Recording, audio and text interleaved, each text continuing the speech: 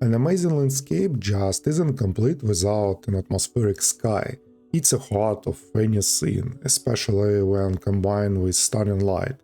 Do you want to create a jaw-dropping sky in Blender, like this one? In this tutorial, I'll show you my ways to create stunning skies, from quick to an advanced method for dynamic and stormy effect with dynamic light rays and realistic clouds to transform your scenes into epic artwork.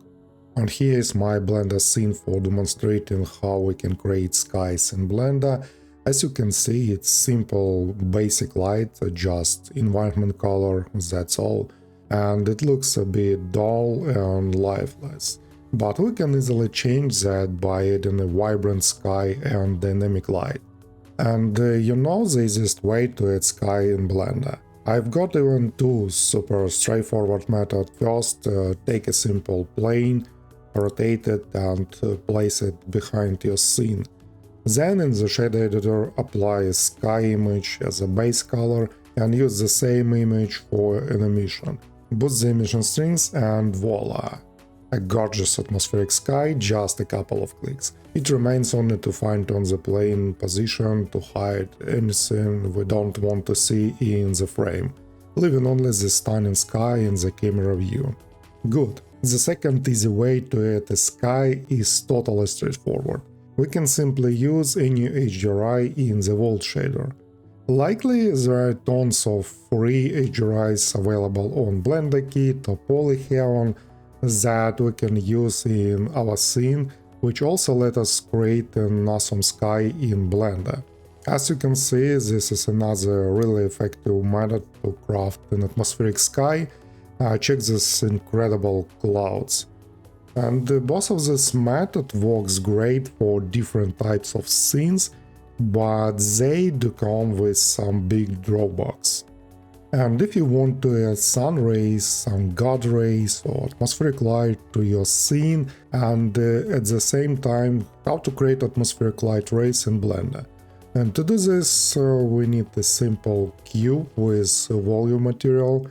I've already got one in my asset browser. Just drop it into the scene, scale it and move it where you want those light rays to appear. Next, we need a texture light. I've got ready to use lights in my assets too. This is simple Blender spotlight. Place this light inside the volume cube and rotate it. Now you can see those stunning light rays in action. And I want to highlight the field behind this house, so I rotate this light to direct this beam right to that spot. Next, let's decrease the volume's density. It's a bit too intense right now. So why these two methods of adding a sky in Blender aren't always the most convenient? The problem is that our sky doesn't really interact with this scene, especially with the light. For example, if I move the sky closer to the light still will not illuminate the clouds because it's just a flat plane. And now we come to the exciting part. How to create a realistic, awesome sky with clouds that actually interact with the light, producing stunning light beams that highlight the clouds beautifully. So let's create some clouds in Blender for this scene. To get started, I'll elevate our sphere and increase the size. Then apply scale and let's go to geometry nodes. And next, select our object and create a new node setup. The goal here is to create realistic clouds from this sphere, and then, by duplicating it, build a larger, impressive cloud shape. But let's take it step by step. First, we need to convert this mesh to a volume using the mesh to volume node. You can already see the volume takes shape in the viewport, but clouds aren't just a bunch of spheres, you know. They have a distorted and organic look with fine details, especially in certain areas. In other words, beyond the main cloud shape, we also get these subtle extra details, extra particles. To To start creating that realistic cloud effect, we will use the distribute point in volume node. This allows us to convert the volume into point cloud, and from there we can keep building. Next, we need to convert this point cloud back to volume using the point to volume node.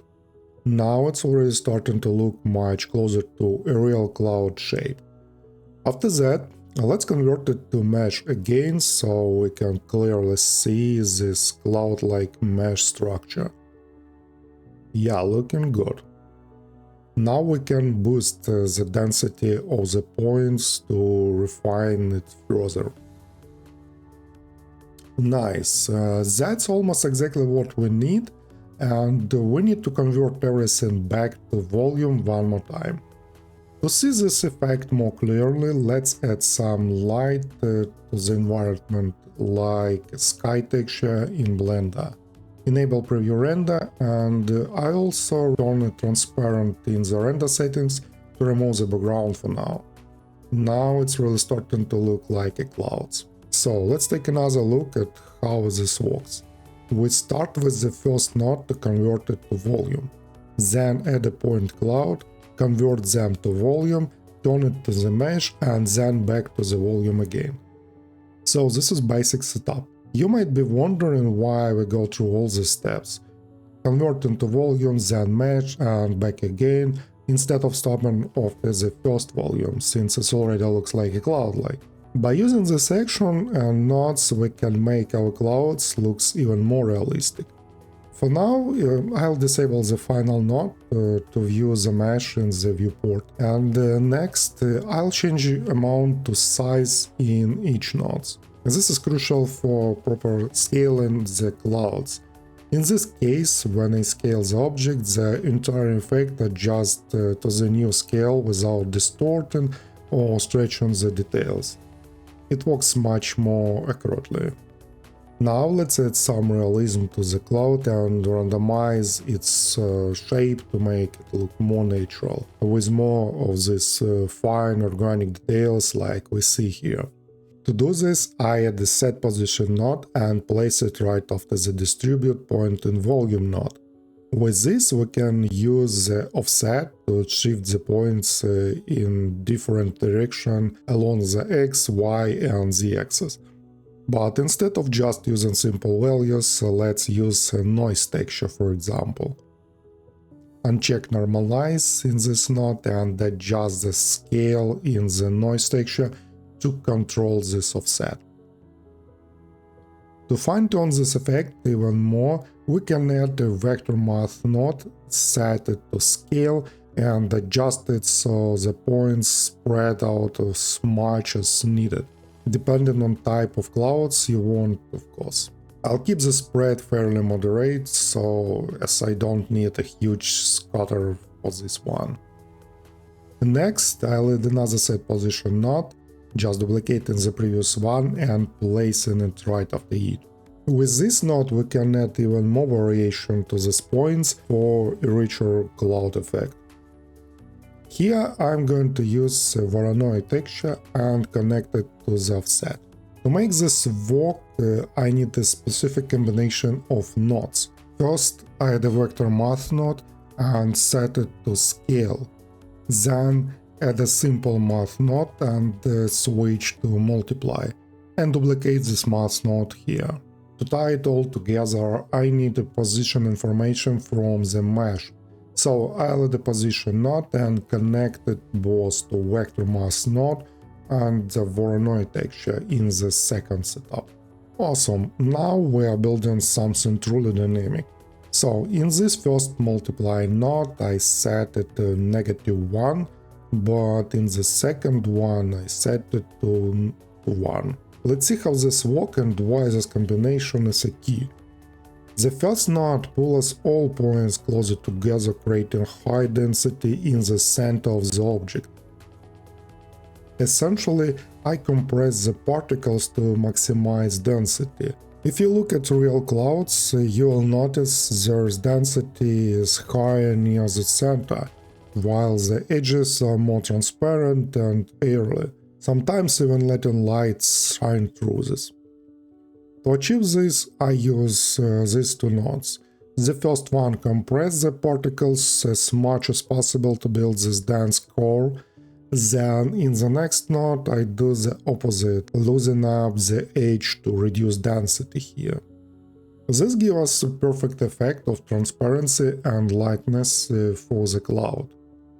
Now if I disable the point position node, notice the difference. This setup looks like more natural, and we can easily control how far points are spread out from the center of the object, and it also depends on type of clouds you are going for. For my scene, I think I need denser clouds, like the kind of some storm before the storm. But that's not all. I will add another set position node, placing it just before the final mesh to volume node. With this node I want to add some tiny details like those wispy feather-like clouds edges we can see here, something like that. So I'll bring another noise texture and connect it to the offset. Already you can see this effect shaping up on the mesh. This noise texture slightly breaks up the surface of the mesh, but that's exactly what we're going for. To control this effect further, I'll duplicate this scale node. Now check out how it's coming together. When I enable the mesh to volume node, check out the effect of the volume. Now we've got a lot of details on the surface. As always, it depends on type of clouds you want to create, but the beauty of this setup is that every part of this cloud is fully customizable. For this artwork, I use settings that keep the clouds fairly compact, not to scatter it outward, you know. Now that we have got this cloud piece, how do we turn it to a large-scale cloud for stunning atmospheric cloudy sky? It's super easy. Since we built these clouds using geometry nodes, I can simply go to Edit mode on this base sphere, our base object, and use Shift-D to duplicate it. As you can see, everything we set up in geometry nodes applies automatically to the new geometry. Pretty cool, right? This way we can create all sorts of shapes for our clouds. First, I disabled the geometry nodes and just duplicate and move this object within the larger one. I duplicate the sphere as I think it might look good, shaping it into what feels like a big cloud. After that, I enable geometry nodes again, turn it to volume node, and boom, that's it. Looks fantastic, doesn't it? Finally, we need to add a material to these clouds. In geometry nodes, I'll add a set material node, which let us assign a material to those clouds. But first, we need to create a material in the shader editor. And since it's volume, we'll use a volume shader here and connect it to volume output. Set the color to pure white. Now we can apply this material using the set material node. Look at that, it's coming together beautifully. If you notice some rough quality like we see here at the edges of the clouds, we can fix that. In the last mesh to volume node, we can increase or even decrease the voxel size. For example, set it to 0.1 to get much more sharper details on the edges. And the smaller the value, the more detailed it becomes. So, here's my complete geometry node setup for creating clouds in Blender. Save this if you want to use it later, or you can grab this Blender file including the clouds and all these nodes on my Patreon. Plus, for this scene I created a new pack of trees for Blender, and it's completely free on my Patreon. You may follow the link in the description and download this Blender tree pack absolutely for free. But if you like the content and want to support my channel even further, consider to pay the subscription on my Patreon. You'll unlock exclusive tutorials, masterclasses and all my assets. Plus, this Blender scene is already live on my Patreon, where members always get earlier access before it goes public. Check out the link and join the crew to keep creating awesome stuffs. Alright, let's bring these clouds into the main scene. I'll just copy this cloud object, switch to the main scene and paste it here. Nice. Now we can move these clouds around the scene, scale them if it needed, and most importantly, tweak them for specific needs. Just like we did in the cloud setup, you can duplicate, move or delete spheres within the cloud geometry to get the look you want. Then enable the volume nodes and check out the adjusted clouds in the scene. So, I took the single cloud we created earlier and used it across the whole scene, duplicating it a few times and making some tweaks. As that's now I got these clouds. Let's enable preview render, and now we can see how our light interact with the clouds, letting us not only create light rays but also beautifully highlight the sky and clouds with this light. But here is the cool trick I used with the lighting. I'm not going to use the same light we set up for the light rays to highlight those clouds. Instead, I go to Settings, head to Shading tab and open Light Linking. I drag the entire clouds collection here and then check this checkbox.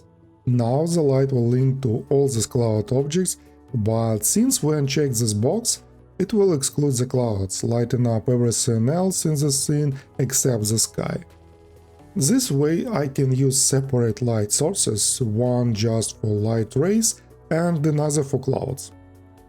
So next I'd spotlight and place it behind the clouds to create sunlight effect coming through the cloud sky. Now you can see this light illuminating the clouds. This setup is way more flexible, letting us control everything with two separate light sources for different purposes. One dedicated for the clouds, and another one just for light rays and highlighting the field in the scene. So if I remove the light linking, for example, you can see it still highlights parts of the clouds. But what I really want is light coming through the clouds like the sun shining through them onto the earth. I could move this texture light and rotate it to cause some lights through the clouds, but then I lose light on the ground. Or we could spend a ton of times trying to adjust light beams to both hit the ground and light up the clouds the way we need. For me, it's way more flexible to use two light sources in the scene for different purposes. In the camera view, it still looks like a single unified light source. Finally, I want to tweak the horizon. Right now it doesn't look great, and I want our clouds blend seamlessly with horizon and the forest in the background, creating a massive heavy storm clouds formation rolling towards us.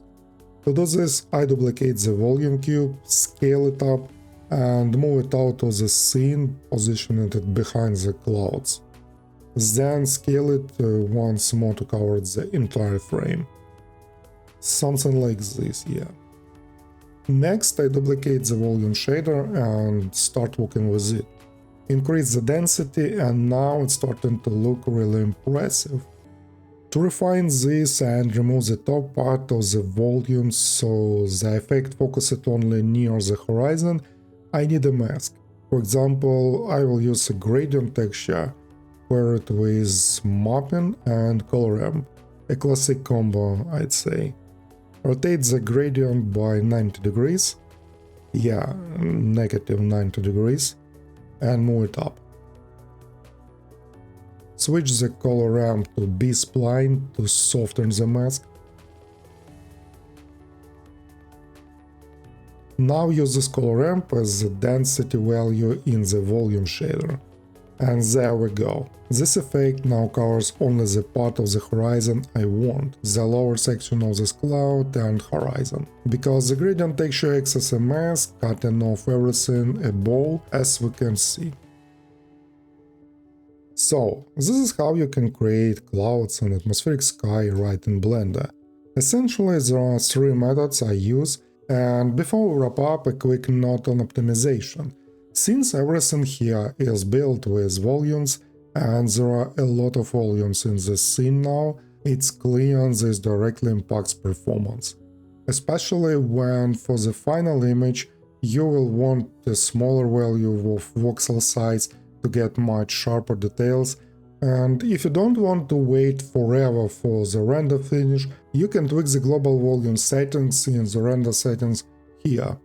By default, these settings are way too high for a final image, but we can adjust them slightly. I set max step to 512 and increase step rate render from 1 to 3. I also adjust the viewport settings to avoid overloading the GPU while working. This way you can save some time, or rather avoid wasting it, because the quality doesn't suffer at all. Just make sure to check test render to avoid any artifacts on the render. You might need to fine-tune the settings for your own scene. So, thank you for watching this video. Don't forget to subscribe to my channel, Instagram, X and Patreon to access my classes and assets. And I'll catch you in the next one.